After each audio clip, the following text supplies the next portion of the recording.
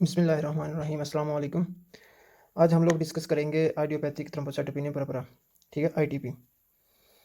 इसकी डेफिनेशन पढ़ेंगे, टियोलॉजी, पैथोजेनेसिस, ठीक है, टाइप्स, क्लिनिकल फीचर और इन्वेस्टिगेशन, कोगुलेशन प्रोफाइल ये डिस्कस करेंगे आज हम लोग। इसकी जो डेफिनेशन है वो डिस्कस करते हैं। It is an immune mediated disorder which is characterised by formation of auto antibody against platelet surface receptor leading to their destruction by splenic macrophages. अब इसकी डेफिनेशन जो है उसमें कहता है कि ये एक ऐसा इम्यून मेडिएटेड डिसऑर्डर है, ठीक है, जो कि ऑटो एंटीबॉडीज़ प्रोड्यूस करता है, ठीक है। मतलब जो प्लेटलेट की सरफेस है प्लेटलेट्स की, उसके अगेंस्ट ऑटो एंटीबॉडीज़ खुद ही, मतलब खुद ही बनाता है, ठीक है, हमारा इम्यून सिस्टम उसके सरफेस के रिसेप्टर के लिए, ठीक है, जिसकी वजह से डिस्ट्रक्शन हो जाती है स्प्लीन मैक्रोफेजेस के ज़रिए, ठीक है। एक ऐसा डिसऑर्डर, इम्यून डिसऑर्डर है जिसमें जिसमें क्या अमल होता है कि प्लेटलेट्स की जो सरफेस है उसके अगेंस्ट ऑटो एंटीबॉडीज़ की फॉर्मेशन होती है और जिसकी वजह से डिस्ट्रक्शन होना शुरू हो जाती है प्लेटलेट्स की किस जगह पे, स्प्लिनिक मैक्रोफेजेस के जरिए स्प्लीन में, ठीक है। अब जो इसकी एटियोलॉजी की अगर हम बात करें, ये है ऑटो इम्यून, ठीक है। और उसके बाद है इसी की सॉरी इससे पहले ऑटो इम्यून और इम्यून मेडिएटेड, मतलब एक ही चीज़ है कि ये ऑटो इम्यून मतलब बॉडी के अंदर ही प्रोडक्शन होती है, ठीक है, फॉर्मेशन इसकी करवाता है। अब इसकी पैथोजेनेसिस की बात करें, पैथोजेनेसिस में कहता है कि टाइप 2 हाइपर सेंसिटिविटी रिएक्शन होता है इसमें। अब ये एक पॉइंट ज़हन में रखें कि टाइप 2 हाइपर सेंसिटिविटी रिएक्शन जो है वो ये इन 4 डिफरेंट डिजीज़ में होता है। सबसे पहले है आइडियोपैथिक थ्रोम्बोसाइटोपेनिया में, परपरा में। उसके बाद है ऑटो इम्यून हीमोलाइटिक एनीमिया, फिर ट्रांसफ्यूजन रिएक्शन और फिर उसके बाद है एरिथ्रोब्लास्टोसिस फेटालिस। अब इसके बाद हम लोग बात करें पैथोजेनेसिस की, तो इसमें आइडियोपैथिक थ्रोम्बोसाइटोपेनिया परपरा के अंदर टाइप 2 हाइपर सेंसिटिविटी रिएक्शन होता है, एंटीबॉडी मेडिएटेड होता है। अब इसमें क्या है कि जो पैथोजेनेसिस में ऐसा अमल है कि ये फॉर एग्जांपल देखें, एक एंटीजन प्रेजेंटिंग सेल है, एपीसी है, मैक्रोफेज है, इसके ऊपर CD4 सरफेस प्लेटलेट का जो सरफेस रिसेप्टर है उसके ऊपर आके एक एंटीजन लगता है, ठीक है, ये एंटीजन है। अब एंटीजन प्रेजेंटिंग सेल के ऊपर ये टी हेल्पर सेल के पास लेके जाएगा CD4, ठीक है, एपीसी को CD4 टी हेल्पर सेल के पास लेके जाएगा और जब लेके जाएगा तो वो साइटोकाइन रिलीज करेंगे। साइटोकाइन से जब रिलीज होगा तो वो मेच्योर बी लिम्फोसाइट के पास लेके जाएंगे और मेच्योर बी लिम्फोसाइट जो है उसके फर्दर 2 एक्टिवेट प्रोसेस होंगे, एक तो मेमोरी सेल एक्टिवेट हो जाएगा और दूसरे उसके बाद प्लाज्मा सेल। अब जो प्लाज्मा सेल है वो आईजीजी को रिलीज़ करेगा, ठीक है। अब जब आईजीजी रिलीज़ होगा तो वो प्लेटलेट की सरफेस के ऊपर रिसेप्टर है, सरफेस के ऊपर रिसेप्टर है उसके ऊपर उसके साथ जाके अटैच हो जाएगा, ठीक है।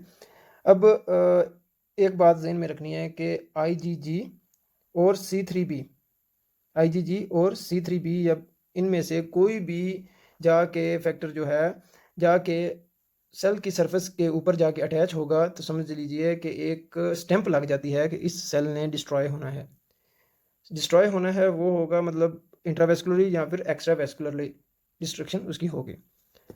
अब जो आईजीजी और C3b है ये जाके लगेंगे सेल सरफेस के ऊपर, जैसा कि अभी इसमें टाइप 2 हाइपर सेंसिटिविटी रिएक्शन जो है इसमें आईजीजी रिलीज होता है और रिलीज होने के बाद जाके सेल सरफेस के ऊपर जाके अटैच हो जाता है जिस जगह पे रिसेप्टर वो एंटीजन लगा हुआ है अटैच है।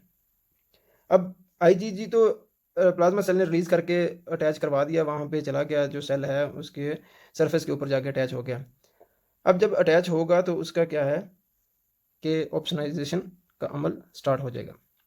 IgG coated platelet when passes through spleen and trapped and destruction of IgG coated platelet by spleen macrophages called opsonization। मतलब स्प्लीन के जो मैक्रोफेजेस हैं उनके वो क्या करेंगे कि वो इन प्लेटलेट्स को डिस्ट्रॉय कर देंगे, इनगल्फ कर लेंगे, ठीक है, और उनको पकड़ लेंगे, ठीक है। उसके बाद डिस्ट्रक्शन उसकी स्टार्ट कर देंगे क्योंकि उनके ऊपर आईजीजी लगा है और यही तो मेजर एक फंक्शन है हम लोग इसका स्प्लीन का, कि वो आईजीजी और C3b जिस जगह पे भी ये स्टैंप लगेगी वो सेल को डिस्ट्रॉय लाजमी कर देगी, ठीक है, उसको लाजमी उसको डिस्ट्रक्शन उसकी होगी उस सेल की। अब इसकी टाइप्स की बात करें, एक्यूट है और क्रोनिक है। अब एक्यूट जो है वो पोस्ट वायरल इन्फेक्शन की वजह से होती है, चिल्ड्रन में होती है, बच्चों में, छोटे बच्चों में पोस्ट वायरल हो सकती है, ठीक है, जिसमें रेस्पिरेटरी ट्रैक्ट इन्फेक्शन हो सकता है, ये सेल्फ लिमिटिंग होती है, ठीक है। अगर हम क्रोनिक की बात करें, क्रोनिक में ऑटो इम्यून है, ठीक है, ऑटो इम्यून होती है, ठीक है। इसमें प्राइमरी और सेकेंडरी दो इसके फर्दर क्लासिफिकेशन है। प्राइमरी में आइडियोपैथिक नो काज अंडरलाइन होती है, नो अंडरलाइन डिजीज़ वगैरह नहीं होती इसमें होती हैं, और फिर 30 to 50 ईयर्स के दरमियान की एज में ये मोस्टली पाई जाती हैं, और इसमें फ़ीमेल की रेशो ज़्यादा है मेल की निस्बत, ठीक है, 3:1 है। उसके बाद अगर सेकेंडरी की बात करें, ये SLE मल्टी सिस्टमिक डिजीज़ से होती है, ठीक है। तो अब हम लोग बात करते हैं क्लिनिकल फ़ीचर्स की। क्लिनिकल फ़ीचर्स की अगर बात करें तो हम लोगों को सबसे पहले तो इसकी एज कंफर्म करनी होगी, ठीक है। 30 to 50 ईयर बिटवीन पेशेंट होना चाहिए। फ़ीमेल है या मेल है, उसकी फ़ीमेल की हमें, जैसे कि हम लोगों ने डिस्कस किया है प्राइमरी में, कि फ़ीमेल की जो रेशियो है वो ज़्यादा होती है मेल की निस्बत। और उसके बाद ब्लीडिंग टेंडेंसीज़ को चेक करेंगे उसमें। उसके बाद हम लोग 3 स्टेप्स हैं, ठीक है। पहले नंबर पे था उसकी अमाउंट कितनी है, ठीक है। ब्लीडिंग इनटू द स्किन अगर हो रही है तो फिर पटैकिया, परपरा या कीमोसिस हो तो नहीं रही। फिर उसके बाद है कि ये नोज़ ब्लीडिंग वगैरह या गम ब्लीडिंग, GIT ब्लीडिंग, ठीक है। In females we can see निरेगिया, ठीक है, एक्सेसिव मेंस्ट्रुअल ब्लीडिंग होती है, ठीक है। उसके बाद अगर तो एक्सेसिव ब्लीडिंग हो रही है फीमेल्स के अंदर, ठीक है, तो ये भी हम लोगों को कंफर्म हो जाएगा, ठीक है। उसके बाद prolong bleeding after a minor injury और सर्जरीज, ये कंफर्म हो जाता है, ठीक है, क्लिनिकल फीचर्स में। अगर हम ऑन एग्जामिनेशन की बात करें, ऑन एग्जामिनेशन हम लोगों को क्या मिलेगा कि हम चेक करेंगे कि स्प्लीन का साइज़, ये करना कंफर्म करना बहुत ज़रूरी है कि स्प्लीन का साइज़ इंक्रीज़ है कि नहीं इंक्रीज़।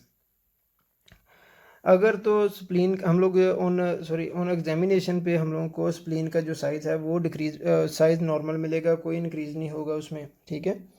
अब सोचने की बात ये है कि जो स्प्लीन है, जब प्लेटलेट्स की लार्ज अमाउंट को वो डिस्ट्रॉय करेगी, क्योंकि जब ऑटो एंटीबॉडीज़ बनेंगे उसके अगेंस्ट के प्लेटलेट्स की जो सरफेस है उसके अगेंस्ट बनेंगे, तो बनने के बाद क्या होगा,